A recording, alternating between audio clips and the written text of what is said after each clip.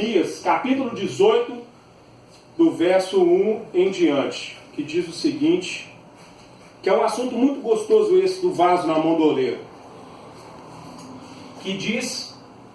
Não, primeiramente vou ler Isaías 64. Aí eu ficando doidão.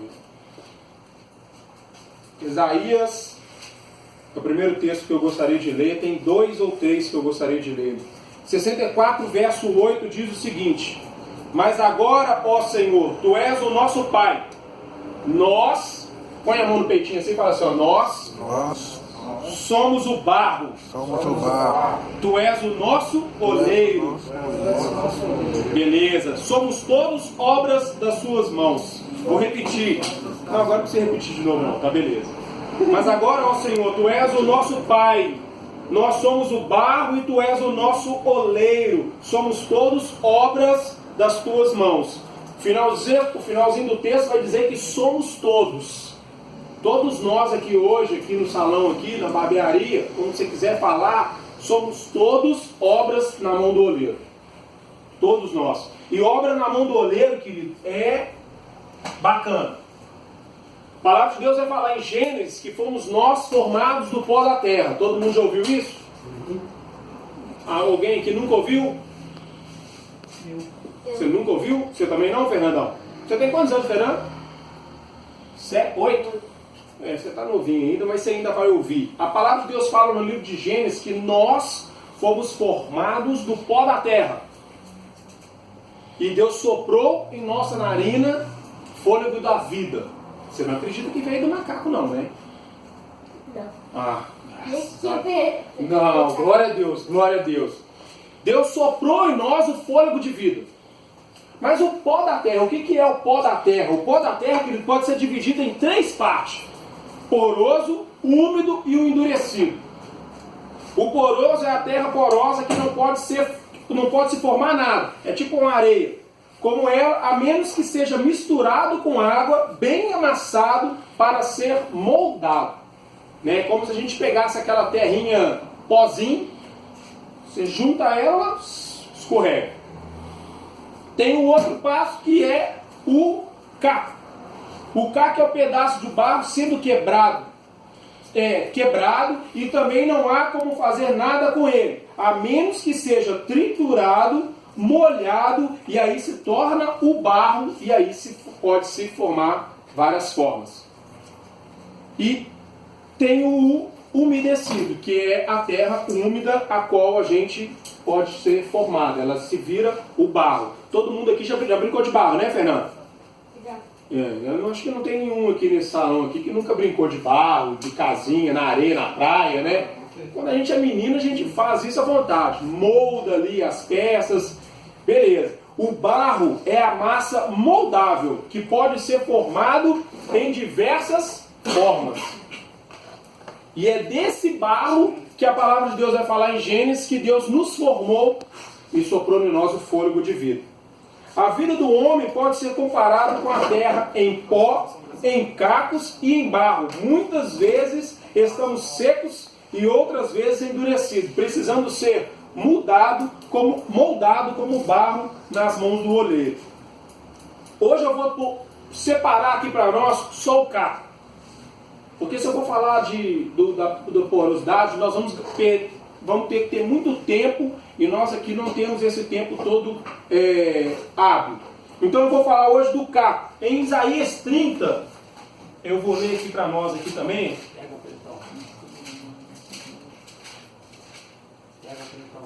Pega o que, Jesus? Isaías 30, 14 vai dizer o seguinte: Ele se quebrará como o vaso do oleiro, será despedaçado a ponto de não se achar entre os pedaços um que sirva para tornar fogo, ou para fogo da lareira, ou para tirar água na cisterna. Boa tarde, querido. Seja bem-vindo. Boa tarde, Rodrigo. Boa tarde. Pode escolher aí o seu vaso valoroso. Como é que você chama? Rodrigo. Prazer, viu, Rodrigo? Prazer, amigo. Nós estamos acontecendo um culto aqui, você tem liberdade para participar e ficar à vontade. Então nós lemos aqui que o barro, muitas das vezes, ele vai ser quebrado, ele vai se tornar em caco. Barro bem endurecido precisa ser quebrado para ser moído e depois molhado. E aí sim ele vai ser transformado. Precisamos ser transformados. Precisamos ir à mão do oleiro, pois queremos mudar e queremos ser transformados. Nós falamos aqui, antes do nosso culto começar, alguns não quiseram se expor, mas todos nós temos uma área, pelo menos, a qual nós gostaríamos que fôssemos mudados. No meu caso, eu falei que gostaria de ser mudado da direção, no trânsito, quando estou dirigindo. Às vezes a gente perde a paz ali por causa de questões mínimas, ínfimas, bobas. Mas isso não é a pessoa que está dirigindo na minha frente que está errada. Sou eu que às vezes fico irritado quando estou dirigindo. Então quem precisa ser mudado? O motorista que está à minha frente ou eu? Eu preciso ser mudado. Então a palavra de Deus está falando aqui que Ele pode me mudar. Deus é o único que pode nos mudar e nos transformar, pois Ele é o nosso Criador, o nosso oleiro, e nós somos o barro. Nós lemos aí no livro de Isaías, capítulo 62. E agora olha que interessante, que era o texto que eu ia ler em Jeremias 18. Em Jeremias 18, do verso 1 em diante, vai dizer assim: palavra do Senhor que veio a Jeremias: levanta-te e desce à casa do oleiro, e lá te farei ouvir as minhas palavras. Desci à casa do oleiro e vi que estava fazendo a sua obra sobre as rodas, mas o vaso que ele fazia se quebrou nas mãos do oleiro. Pelo que o oleiro tomou a fazer outro vaso, conforme lhe bem parecia. Então veio a minha palavra do Senhor: não posso fazer de vós como fez esse oleiro, ó casa de Israel, diz o Senhor. Como vaso na mão do oleiro, assim sois vós nas minhas mãos, ó casa de Israel. Olha que interessante então que Deus está falando para nós aqui agora em Jeremias. Nós lemos em Isaías que nós somos o barro na mão do oleiro. E em Jeremias, o oleiro está virando para nós e está falando assim: olha, o vaso quebrou. Ele estava ali fazendo o vaso e ele quebrou. O vaso que o oleiro estava fazendo ali, que Jeremias viu naquele momento, não ficou legal. E o oleiro naquele momento pegou o vaso, transformou ele de novo, e ele ainda virou para Jeremias e falou assim: eu não posso fazer isso com vocês. A palavra nessa tarde para nós é aquilo que Deus pode fazer nas nossas vidas. Nós falamos aqui, cara, cada um tem uma área para ser moldada, modificada, transformada. Alguns exporam, outros não. Não interessa que área que é, não me interessa que problema que é, não me interessa a dificuldade que é. Saiba que o oleiro tem poder de te transformar. O oleiro pode mudar a nossa história, a nossa realidade de vida. Ele pode nos fazer um vaso novo. E isso é que a gente precisa entender. Se nós nascemos do pó da terra, nós somos barro. Um barro umedecido pela água do Espírito, um barro que foi feito com um propósito específico. Cada um de nós aqui nasceu com um propósito específico nas mãos do Senhor. Até o Fernandinho aqui, que é o mais novinho da turma, ele já nasceu com um propósito específico. Nós vamos lembrar aqui de Sansão, já pregamos aqui sobre Sansão. Sansão, um anjo apareceu para sua mãe, na verdade, depois que falou com o pai também. Ele: olha, vai nascer um menino seu, e a mulher é estéril. Esse cara vai ser forte, mas ele não vai poder cortar o cabelo, ele não vai poder beber bebida forte, ele não vai poder fazer isso ou aquilo outro. Por quê? Ele vai livrar Israel das mãos dos filisteus. Era o propósito de Sansão. Era o propósito que Deus estabeleceu na vida dele. Ao longo da carreira, Sansão foi desviando do seu propósito.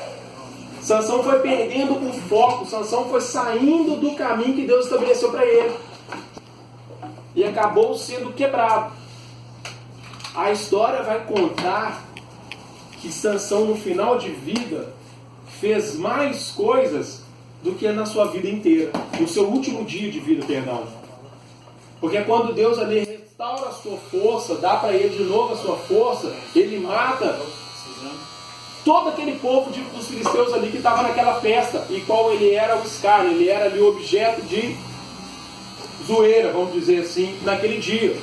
E aquele dia ele fez muito mais do que durante toda a sua vida. Ele tinha um foco, um propósito estabelecido. Nós podemos falar de Gideão. Talvez muitos aqui não vão saber quem é Gideão. Mas Deus chegou para Gideão e falou assim: cara, eu te escolhi. Você vai livrar o povo. Você vai vencer essa guerra. Porque o povo de Israel estava em guerra ali. Gideão vira e fala assim: poxa vida, mas eu sou o menor lá de casa. E a minha família é a mais fraca. Jesus virou para ele e falou assim: cara, vai na sua força, porque eu te escolhi. Talvez nós aqui fomos escolhidos por Deus.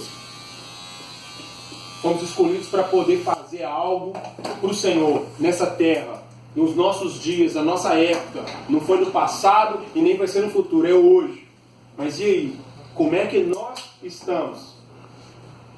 A palavra de Deus vai falar lá no Salmo 139 que Deus nos escolheu desde o ventre da nossa mãe, antes que os nossos ossos fossem pensados, tricotados, vamos dizer assim, porque eu não lembro agora a frase completa, né? Eu não tenho ela decorada, mas lá no Salmo 39 vai falar que desde o ventre da nossa mãe Deus já tinha nos escolhido, cada um de nós. Todos que aqui estão presentes, Deus já tinha escolhido para algo específico. Mas por que a gente não está cumprindo esse algo específico de Deus? Talvez na nossa trajetória, na nossa caminhada, nós nos quebramos, nós nos trincamos. E como que um vaso vai poder tirar a água se ele está trincado? Entra a água dentro do vaso e ela escorre pelo buraco. Entra a água dentro de um vaso quebrado e ela vaza. Qualquer coisa que colocar dentro desse vaso não cumpre. Então, no decorrer da nossa vida, nós podemos nos trincar, quebrar,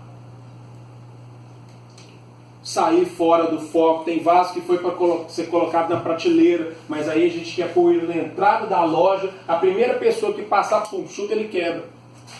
Porque ele foi feito para ficar na prateleira. Ninguém pode nem tocar. Já viu aqueles vasos chineses, né, bonitos? Mas você encosta nele e puf, quebra.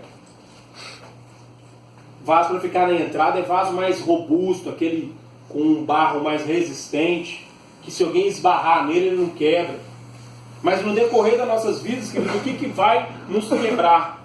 Estresse, fadiga, crise, opressão. Saímos do foco, droga. E quantas outras coisas que nos faz quebrar? As circunstâncias difíceis nas nossas vidas, querida, às vezes, é seu filho, né, Ana Clara? Nós somos pais, deixa eu ver aqui, o Pretão também é pai. Nós que somos pais, nós temos que ralar dobrado agora para cuidar dos nossos filhos. E às vezes a gente perde o emprego. Cara, as coisas começam a se complicar. E a gente vai perdendo o foco, a gente vai perdendo a direção e de repente a gente quebra, trinca, fica chateado com alguma situação. Família é o lugar mais bacana que tem, porque é cada um pensando de um jeito, todo mundo querendo falar, dar a sua opinião, e brigas, contendas no trabalho. Nós vimos um exemplo aqui no início, aqui, porque um pensa diferente do outro. São circunstâncias nas nossas vidas que nos fazem quebrar, nos fazem rachar. E o oleiro está aqui nessa tarde virando para cada um de nós falando assim: eu tenho poder de te consertar.